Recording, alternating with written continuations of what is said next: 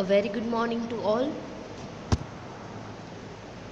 In our last session of economics, we have started third unit, which is Keynesian Theory 1, in which we have already discussed Keynesian revolution and basic assumptions of the Keynes theory. So today we are going to start Keynes theory of employment, which is also known as theory of effective demand. In this theory, we are going to understand aggregate demand price curve, aggregate supply price curve, and then equilibrium level of output and employment. So let us start the theory of effective demand or Keynes theory of employment. Before starting this theory, let me remind you that there were two basic assumptions of the Keynes theory, of which the first one was total money income of the people is equal to the money value of the total output which they have produced during a year. એટલે આપણે એવું assume કર્યું હતું કે લોકોની total income છે ને એ લોકોએ જેટલું ટોટલ આઉટપુટ પર્ટિક્યુલર યરમાં પ્રોડ્યુસ કર્યું છે ને એની પ્રાઇસ સાથે એને મલ્ટીપ્લાય કરીએ એટલે એ આઉટપુટની જે ટોટલ મની વેલ્યુ છે એની સાથે એની ઇન્કમ છે એ ઇક્વલ છે, that is y is equals to px.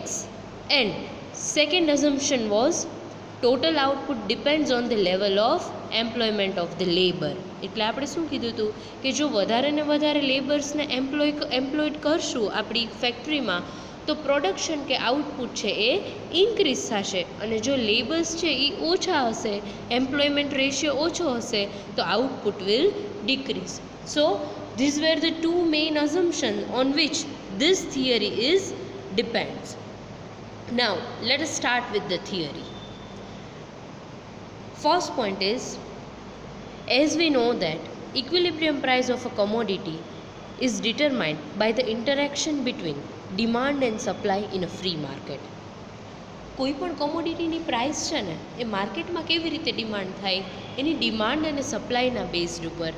Van the demand and supply, that is the demand of a commodity and supply of a commodity becomes equal, at that time the price of the commodity is determined in a free market.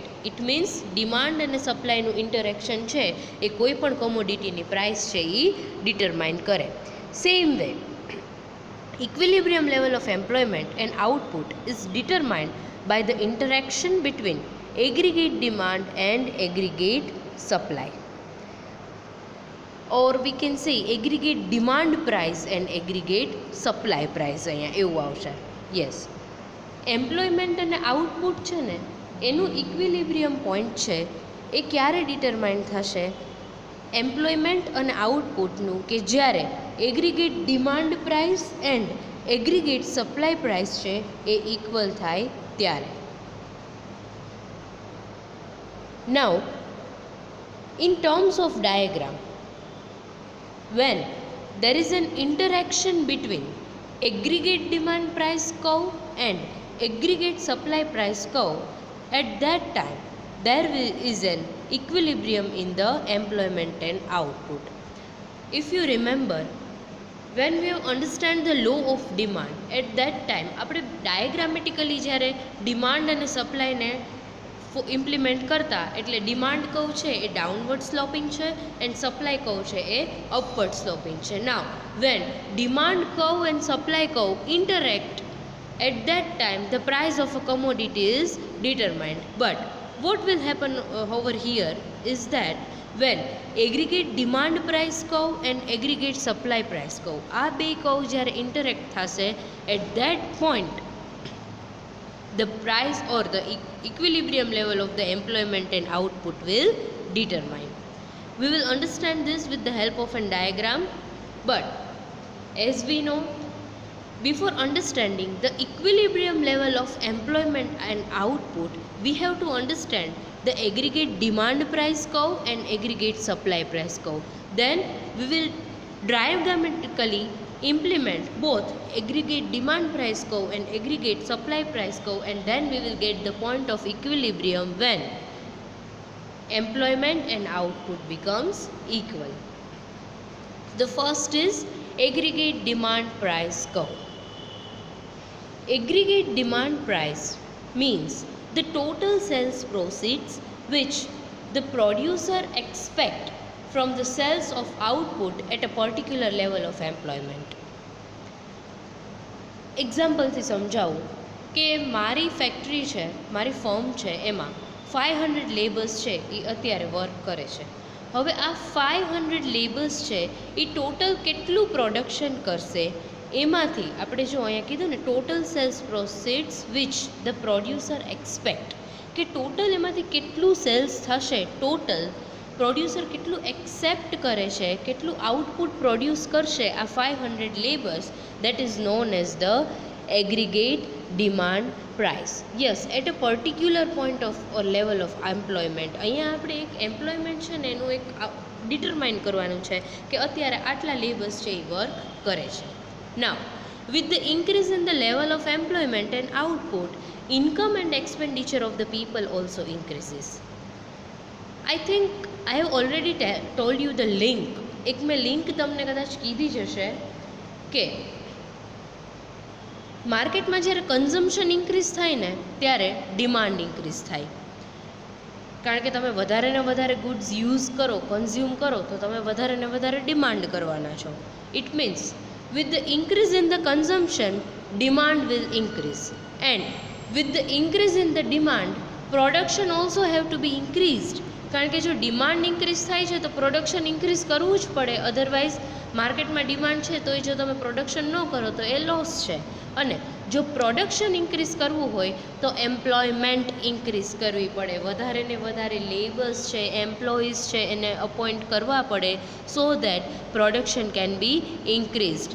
And with the increase in the production or for increasing the production we have to employ more and more number of laborers, and if we are increasing the employment ratio at that time, income of the people will also increase. Yes, તમે વધારે ને વધારે employment opportunities create કરો, વધારે લેબર્સને કે એમ્પ્લોઈઝને appoint કરો તો એ લોકોની ઇન્કમ ઇન્ક્રીઝ થઈ ને. એટલે અહીંયા એવું કહે છે કે જો લેવલ ઓફ એમ્પ્લોયમેન્ટ અને આઉટપુટ છે એ એમ્પ્લોયમેન્ટ ઇન્ક્રીઝ કરશું તો ઇન્કમ છે અને એક્સપેન્ડિચર છે એ પણ ઇન્ક્રીઝ થશે જ, કારણ કે જો આપણી ઇન્કમ વધે ને તો એની સાથે સાથે આપણા પછી એક્સપેન્સીસ વધી જાય, કે અત્યાર સુધી આપણી ઇન્કમ લિમિટેડ હતી તો આપણે અમુક વસ્તુ છે એ ડિમાન્ડ કરતા જ નહીં, but with the increase in our income we will purchase more and more product, and that is why with the increase in the employment and output, income and expenditure of the people will also increase. એક direct relationship છે, employment increase તો income increase, and with the increase in the employment, aggregate demand price will also increase. That is the third point, which means that aggregate demand price will increase with the increase in the employment and output. એટલે જો employment અને આઉટપુટમાં increase થશે ને તો aggregate demand price પણ increase થશે, because employment અને આઉટપુટ ઇન્ક્રીઝ થાય છે એટલે મની ઇન્કમ ઇન્ક્રીઝ થઈ, અને ઇન્કમ ઇન્ક્રીઝ થાય તો તમારી ડિમાન્ડ પણ શું થશે, ઇન્ક્રીઝ થશે. અને આવી રીતે જો આપણે ટોટલ ડિમાન્ડ ઉપર કોન્સન્ટ્રેટ કરીએ then that will be known as the aggregate demand price. But if we talk about the opposite situation, it means with the decrease in the output and employment, aggregate demand price will also decrease.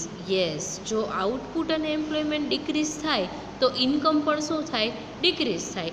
Income decrease થાય તો demand પણ decrease થાય, because હવે તમારી પાસે money નથી for extra consumption, for extra purchase of the commodities. So I hope you are now clear with the aggregate demand price. So at the end we can say that there is a direct relationship between employment and output and aggregate demand price. Let us understand this with the help of a diagram. Here you can see in this slide that on x-axis there is an employment and on y-axis there is an aggregate demand price. N1, N2, N3 છે એ different employment બતાવે છે અને D1, D2, D3 છે એ different level ઉપર aggregate demand price બતાવે છે. નાઉ ADP is the aggregate demand price curve. જે તમને કર્વ દેખાય છે ને, જ્યાં A, B અને C પોઈન્ટ છે, એ કર્વ છે એ એગ્રીગેટ ડિમાન્ડ પ્રાઇસ કર્વ છે કે જે અપવર્ડ સ્લોપિંગ છે, because there is an positive relationship between employment and aggregate demand price. આ બે વચ્ચે પોઝિટિવ રિલેશનશિપ છે એટલે ADP કર્વ છે એ અપવર્ડ સ્લોપિંગ છે. Now as I have told you કેવી રીતે ડાયાગ્રામને એક્સપ્લેન કરાય. On x-axis there is an employment, on y-axis there is an aggregate demand price and ADP is the aggregate demand price curve. Now when employment is ON1, જ્યારે employment ON1 છે ત્યારે aggregate demand price કેટલી છે? OD1. હવે જો employment છે એ increase થઈને ON2 થઈ જશે તો એગ્રીગેટ ડિમાન્ડ પ્રાઇસ પણ કેટલી થશે? OD2. આપણે કીધું કે એમ્પ્લોયમેન્ટ ઇન્ક્રીઝ થશે તો એગ્રીગેટ ડિમાન્ડ પ્રાઇસ પણ ઇન્ક્રીઝ થશે. અને જ્યારે એમ્પ્લોયમેન્ટ ઇન્ક્રીઝ થઈને ON3 થઈ જાય છે, at that time aggregate demand price will also reach to OD3. So આપણે એક કર્વ ડ્રો કર્યો છે કે જે પોઈન્ટ A, B અને C બતાવે છે અને એના ઉપરથી એક એગ્રીગેટ ડિમાન્ડ પ્રાઇસ કર્વ છે કે જે અપવર્ડ સ્લોપિંગ છે. પણ એક વસ્તુ તમે માર્ક કરી હોય તો અહીંયા શું થશે કે એગ્રીગેટ ડિમાન્ડ પ્રાઇસ કર્વ છે ને એ એમ્પ્લોયમેન્ટ જેમ જેમ ઇન્ક્રીઝ થાય છે એમ ADP પણ ઇન્ક્રીઝ થાય છે. પણ એક લેવલ ON3 પછી છે ને ADP છે ને એ ધીમે ધીમે ગ્રેજ્યુઅલી છે એ ડિક્રીઝ થતું જશે. એક સ્લાઇટલી એમાં એક ડિક્રીઝિંગ રેશિયો બતાવશે, પછી એટલું ઇન્ક્રીઝ નહીં થાય. એનું રીઝન એવું છે કે જેમ જેમ તમારી ઇન્કમ ઇન્ક્રીઝ થાય ને એમ તમારી એગ્રીગેટ ડિમાન્ડ પ્રાઇસ ઓર કન્ઝમ્પશન ઓર એક્સપેન્ડિચર પણ ઇન્ક્રીઝ થાય. But after a certain level જ્યારે તમારી ઇન્કમ ઇન્ક્રીઝ થશે ને તો ડિમાન્ડમાં અને એક્સપેન્ડિચરમાં એટલો ઇન્ક્રીઝ નહીં આવે. એનું રીઝન છે કે અત્યાર સુધી ઘણા ટાઈમથી તમારી ઇન્કમ ઇન્ક્રીઝ જ થાય છે, બટ જ્યારે એક લેવલ ઉપર તમે પહોંચી જશો ને ત્યારે તમારી પાસે બધું જ હશે. તમારી પાસે ટોટલી અત્યાર સુધી શું થતું કે તમારી પાસે કદાચ કોઈ ઇલેક્ટ્રિક ગેજેટ્સ ન હોય, કાર ન હોય, પોતાનું પર્સનલ તમારું પોતાનું ઘર ન હોય, જ્વેલરી છે, ઘરની બધા અપ્લાયન્સીસ છે, પણ હવે તમારી ઇન્કમ એટલી ઇન્ક્રીઝ થઈ ગઈ કે તમે હવે બધું પરચેસ કરી લીધું છે. બટ આફ્ટર ધેટ લેવલ હજી જો તમારી ઇન્કમ ઇન્ક્રીઝ થાય તો તમે એ બધું ફરીથી પરચેસ કરશો? Obviously not, because now you have everything. So what will happen? After a certain level, with the increase in the income, consumption or expenditure will increase, but not with the same proportion. It will increase with the decreasing ratio. Income increase થશે ને પછી શું થશે કે expenditure increase તો થાય, પણ જેટલો ઇન્ક્રીઝ ઇન્કમમાં થયો છે ને એટલો જ ઇન્ક્રીઝ છે એ તમારા એક્સપેન્ડિચરમાં થશે નહીં. Now the second point is aggregate supply price curve. જેવી રીતે આપણે એગ્રીગેટ ડિમાન્ડ પ્રાઇસ કર્વ ભણ્યા, same way we will understand the aggregate supply price curve. Aggregate supply price means total sales proceeds which the producer must receive from the sales of an output at a particular level of output or employment, અહીંયા employment આવશે, so that the total cost of output can be fully recovered. Aggregate supply price મતલબ શું થશે કે particular level of employment, એટલે કે આપણે same example 500 labours છે, એ 500 લેબર્સ છે, એ લેબર્સ ફેક્ટરીમાં વર્ક કરે છે, ટોટલ કેટલું આઉટપુટ પ્રોડ્યુસ કરે છે અને એની ટોટલ કોસ્ટ કેટલી છે, અને એ જ્યારે હું માર્કેટમાં સેલ કરું છું તો એમાંથી મને કેટલી ઇન્કમ જનરેટ થાય છે, સો દેટ મારી જે ટોટલ કોસ્ટ છે ને એ ફૂલ્લી કવર્ડ થઈ જાય. કારણ કે જો કોસ્ટ કવર નહીં થાય તો મને લોસ થશે. And that is Y it is known as the aggregate supply price, કે જે total particular level of employment છે એ લેવલ ઓફ એમ્પ્લોયમેન્ટે મને કેટલું સેલ્સ પ્રોસીડ થશે, so that I can get the idea about the total cost of output which should be fully recovered from the sales of an output. The producers will not supply the output if the aggregate supply price is less than the total cost of output. It is but obvious કે જો supply price છે, it means કે જે પ્રાઇસથી હું મારા goods છે એ માર્કેટમાં cell કરું છું, એ સપ્લાય પ્રાઇસ કોસ્ટ જેટલી થઈ છે એના કરતાં ઓછી હોય તો હું ક્યારેય સેલ કરીશ નો, બિકોઝ તો મને લોસ થશે. સી ફોર એક્ઝામ્પલ, કોઈ એક પર્ટિક્યુલર મારું ટોટલ પ્રોડક્શન છે 5000 યુનિટ્સનું, એની ટોટલ કોસ્ટ ઓફ પ્રોડક્શન છે એ 50000 છે, પણ જો એની સપ્લાય પ્રાઇસ છે એ 40000 હોય તો 10000નો મને લોસ થાય, which is not profitable for me, which is not advisable for me, and that is why I will not produce if the supply price of the output is less than the total cost of output, because they produces goods with the purpose of making profit. Yes, obviously કોઈ પણ firm છે એ કયા પર્પઝથી work કરે છે? Profit making, કે હું output produce કરું છું તો એની પાછળ મારો એમ છે ટુ અર્ન પ્રોફિટ જ હોય. If output increases, total cost will also increase, and therefore aggregate supply price increases with the increase in the employment and output.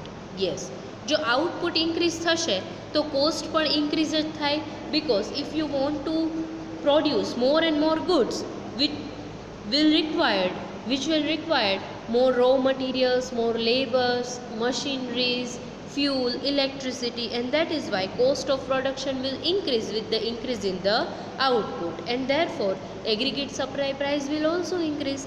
Output increase થયું તો વધારે ને વધારે ગુડ્સ તમે માર્કેટમાં સેલ કરશો, સપ્લાય કરશો, તો એગ્રીગેટ સપ્લાય પ્રાઇસ પણ ઇન્ક્રીઝ થશે, and with it increases with the increase in the employment and output. એટલે અહીંયા શું થયું?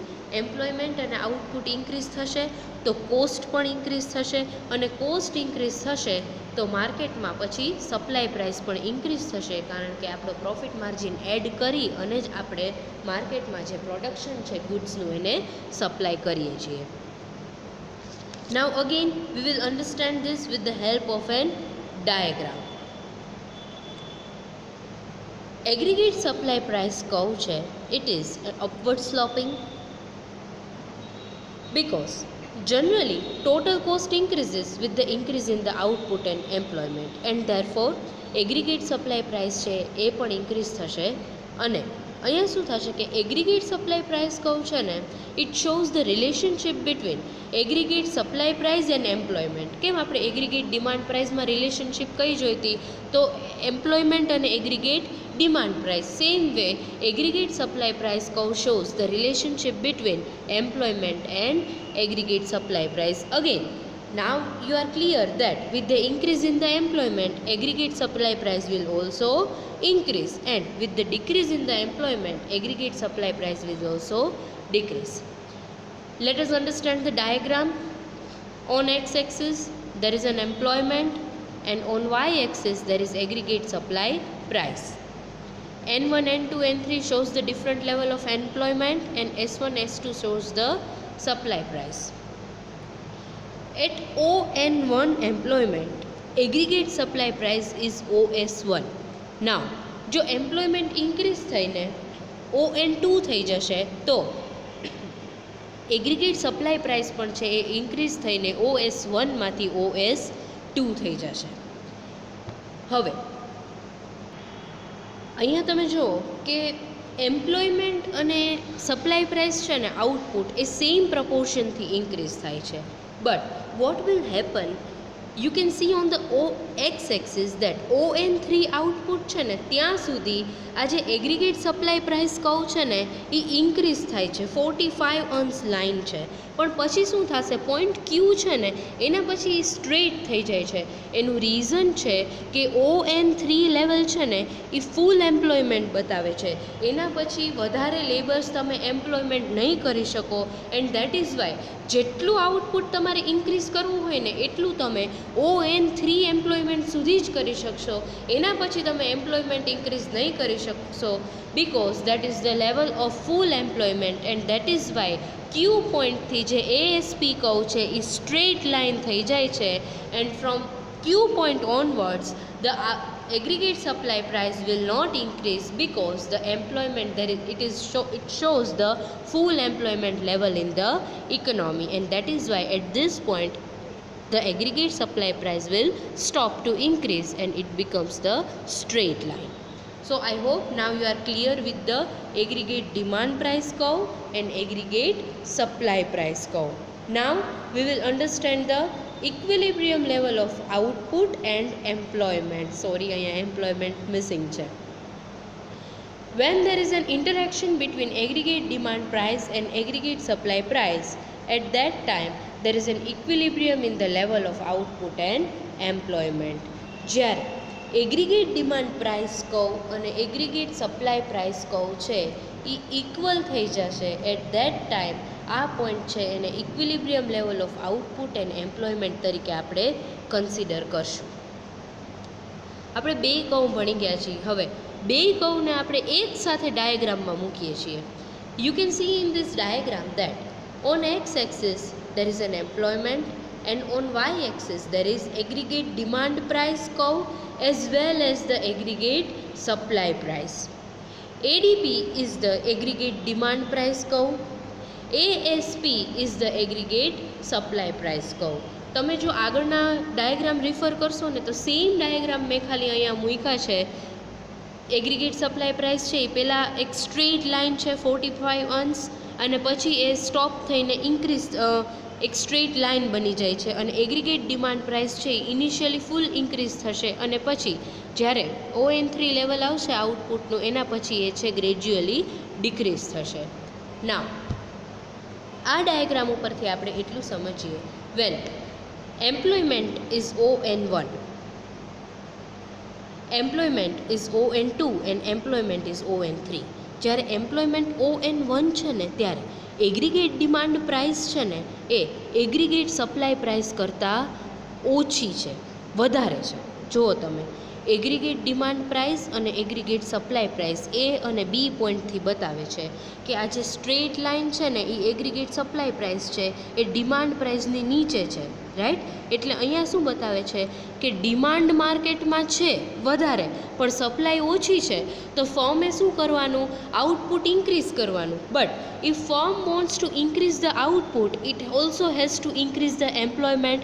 તો અહીંયા શું કરશે ફર્મ કે એમ્પ્લોયમેન્ટને ON1માંથી ON2 સુધી લઈ જશે. એટલે શું થયું કે પોઈન્ટ સી ઉપર એગ્રીગેટ ડિમાન્ડ પ્રાઇસ અને એગ્રીગેટ સપ્લાય પ્રાઇસ બે શું થઈ ગયા, ઇક્વલ થઈ ગયા. જો પોઈન્ટ સી ઉપર બે ઇન્ટરેક્ટ થાય છે એટલે આપણે પહેલાં જે સમજી ગયા છીએ કે van aggregate supply price curve and aggregate demand price curve interact with each other, at that time it is the point which shows the equilibrium level of output and employment in the economy.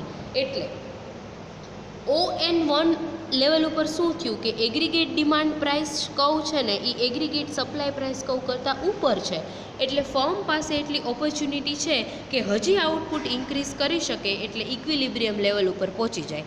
પણ હવે શું થશે કે જો firm ON2માંથી employment increase કરીને ON3 કરશે તો તમે જુઓ કે એગ્રીગેટ ડિમાન્ડ પ્રાઇસ કર્વ નીચે આવી જાય છે અને એગ્રીગેટ સપ્લાય પ્રાઇસ કર્વ છે એ ઉપર આવી જાય છે. It shows that supply is more than the demand which is not at all profitable for the firm. So what will firm do? Firm will decrease the employment from ON3 to ON2. So from this diagram we can say that firm achieves the equilibrium level of output and employment at the point C when the employment is ON2. ON2 છે એ employment પર firm છે એ equilibrium level of output છે એ achieve કરે છે. I hope now you are clear with the diagram. Again આ ડાયાગ્રામથી clear થઈ જજો કે શું કામ આપણે એમ્પ્લોયમેન્ટ છે એ ઇન્ક્રીઝ કરી કે એ બી પોઈન્ટ શું બતાવે છે. It shows that the aggregate demand price is greater than the aggregate supply price and ED point shows that aggregate supply price is greater than the aggregate demand price, and that is why it will be profitable for the firm to operate at the employment level of ON2. So it was all about the equilibrium level of output and employment. In the next session we will take one illustration, so it will be more clear to you. But now I hope કે તમને easily આ વસ્તુ છે એ સમજાઈ ગઈ છે. So thank you very much. We will continue the same theory in next session also.